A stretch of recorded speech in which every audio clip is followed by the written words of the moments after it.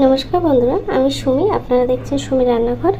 আজকে পুঁই শাক দিয়ে কাঁঠালের দানা, চিংড়ি মাছ, আলু, বেগুন দিয়ে একটা তরকারি করেছি।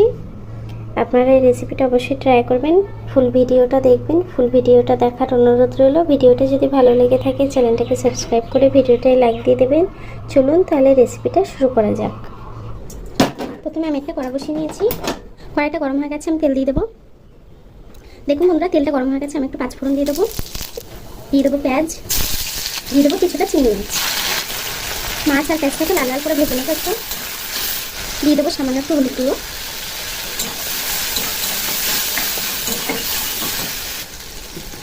দিয়ে দেবো সামান্য একটু নুন। মাছটা কিন্তু প্রায় ভাজা হয়ে গেছে। আলু আর বেগুন আর কাঁঠালের দানা দিয়ে দেবো। আলু, বেগুন, কাঁঠালের দানা দিয়ে দিলাম। ওপর থেকে দিয়ে দেবো একটা টমেটো কুচি,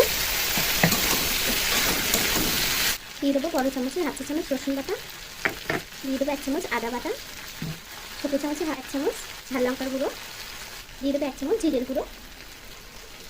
আমি আরও হাফ চা চামচ দিলাম। কিছুক্ষণ কষিয়ে নেব। ওপর থেকে দিয়ে দেবো 3-4টে কাঁচা লঙ্কা,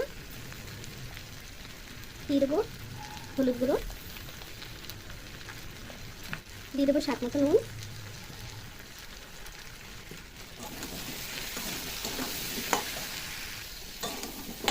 পুঁই শাকটাকে দিয়ে দেবো। কেটে রাখা পুঁই শাক দিয়ে দেবো। পুঁই শাকগুলো কেটে সুন্দর করে ধুয়ে নিয়েছিলাম। ডাঁটা পাতা কিন্তু একসঙ্গে দিয়ে দেবো। দেখুন বন্ধুরা, তরকারিটা কিন্তু কষানো হয়ে গেছে পুঁই শাকের তরকারিটা। এখন জল দিয়ে দেবো।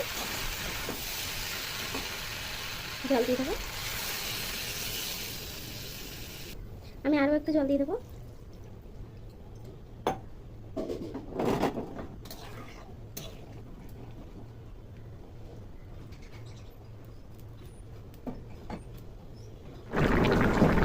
দেখুন বন্ধুরা, আমার তরকারিটা কিন্তু হয়ে গেছে। আমি একটু ঝোলঝুলি নামাবো।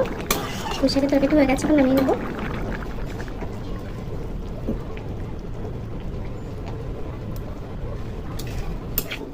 খুবই কম সময়ের মধ্যে কিন্তু এই তরকারিটা করে নেওয়া যায় পুঁই শাকের। দেখুন বন্ধুরা, আমার পুঁই শাকের তরকারিটা কিন্তু হয়ে গেছে। দেখুন কত সুন্দর হয়েছে। আপনারা খুব সহজেই কিন্তু এইভাবেই বানিয়ে নিতে পারেন পুঁই শাকের তরকারি। রেসিপিটা যদি ভালো লেগে থাকে চ্যানেলটিকে সাবস্ক্রাইব করে ভিডিওটা লাইক দিয়ে দেবেন। এতক্ষণ ধরে আমার ভিডিওটা দেখার জন্য আপনাদেরকে অসংখ্য ধন্যবাদ।